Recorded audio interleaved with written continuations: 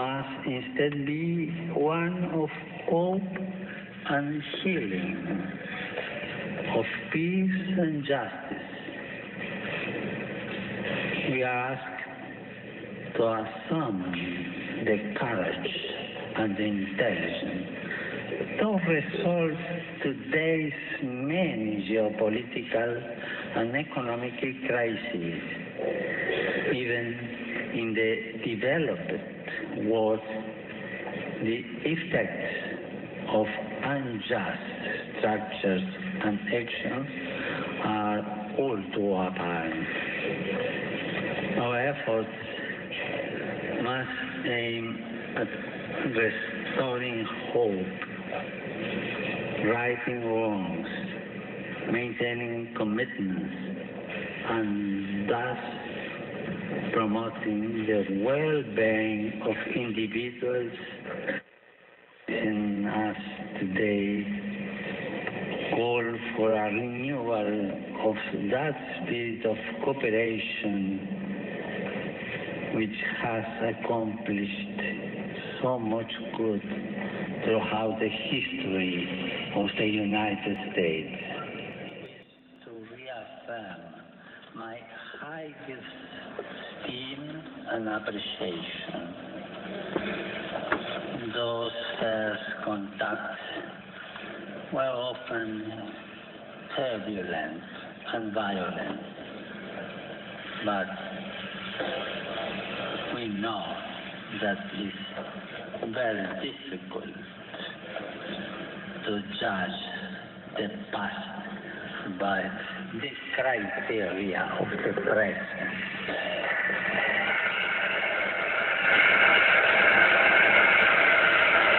Nonetheless, when the stranger in our midst appeals to us, we must not repeat the sins and the errors of the past.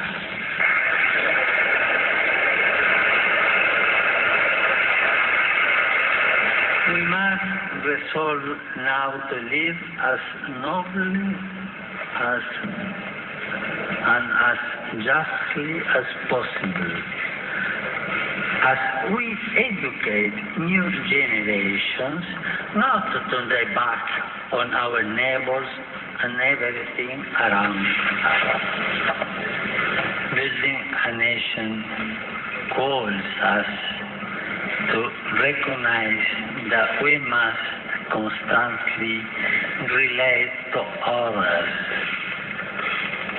rejecting a mindset of hostility in order to adopt one of reciprocal subsidiarity in a constant effort to do our best. I'm confident that we can do this. Our world is facing a refugee crisis of a magnitude not seen since the Second World War. This presents us with great challenges and many hard decisions.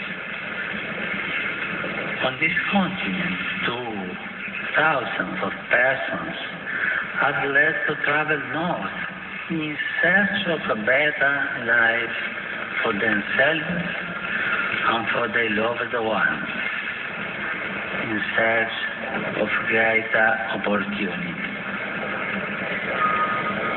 It is not what we want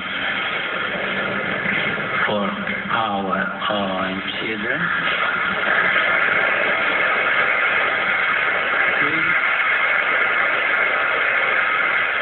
We must not be taken aback by the numbers, but rather view them as persons, seeing their faces and listening to their stories, trying to respond as best we can to their situation, to respond in a way which is always humane just fraternal. We need to avoid a common temptation nowadays to discard whatever proves troublesome. Let us remember the golden rule. Do unto others as you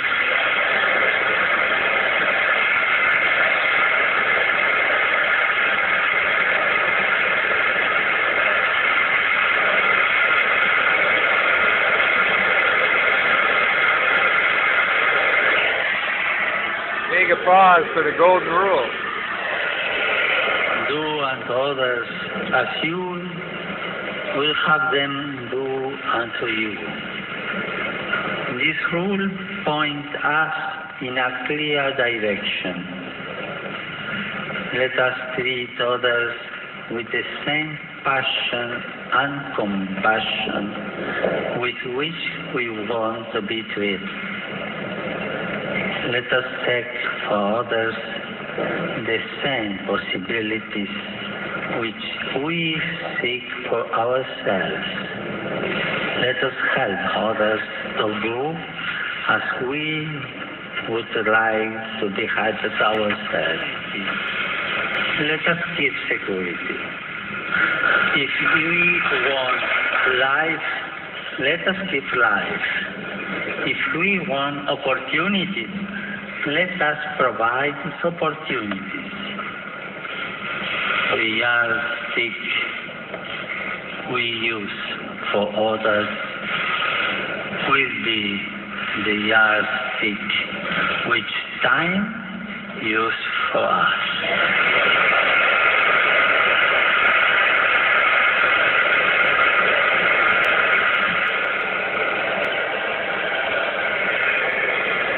The golden rule also reminds us of our responsibility to protect and defend human lives at every stage of its development.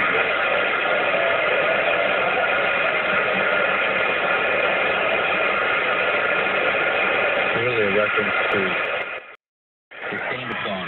Talking about unborn life. This conviction has led me from the beginning of my ministry to advocate at different levels the global abolition of the death penalty.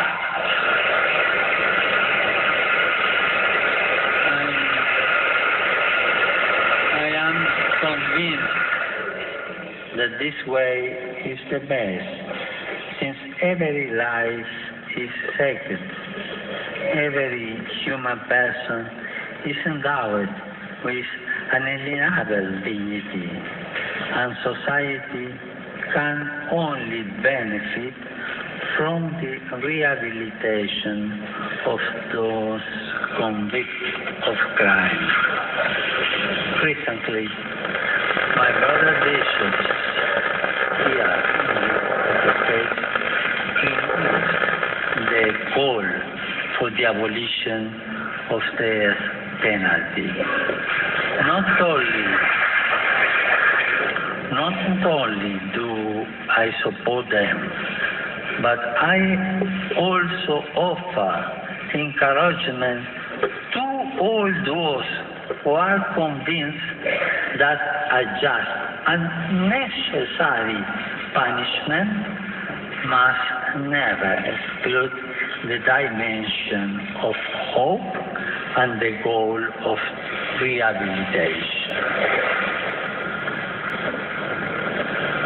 In these times, when social concerns are so important, I cannot fail to mention the servant of God, Dorothy Day, who founded the Catholic Worker Movement. Her social activism, her passion for justice and for the cause of the oppressed were inspired by the gospel, her faith, and the example of the saints. much progress has been made in this area in so many parts of the world. How much has been done in these first years of the third millennium to raise people out of extreme poverty. I know that you share my conviction that much more still needs to be done, and in times of crisis and economic hardship, a spirit of global solidarity must not be lost. At the same time, I would encourage you to keep in mind all those people around us who are trapped in a cycle of poverty. They too need to be given hope. The fight against poverty and hunger must be fought constantly and on many fronts, especially in schools. I know that many Americans today, as in the past, are working to deal with this problem.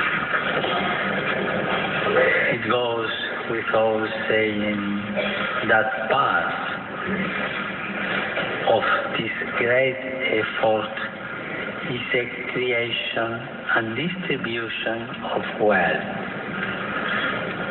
The right use of natural resources, the proper application of technology, and the harnessing of the spirit of enterprise are essential elements of an economy which seeks to be modern, inclusive, and sustainable.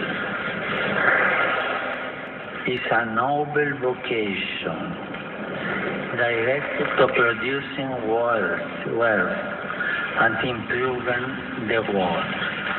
It can be a fruitful source of prosperity from the area in which it operates, especially if it sees the creation of jobs as an essential part of its service to the common good.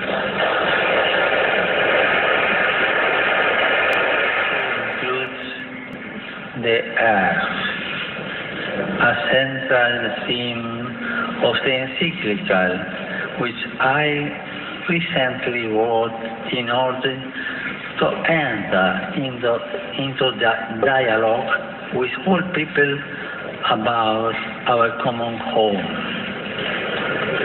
We need a conversation which includes everyone, since the environmental challenge we are undergoing and its human roots concern and affect us all.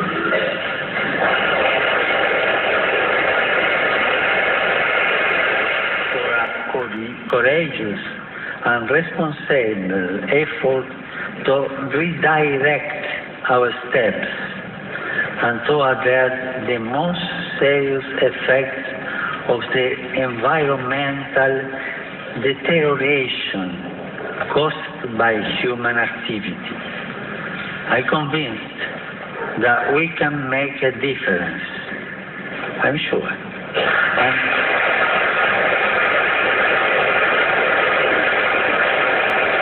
This Congress have an important role to play.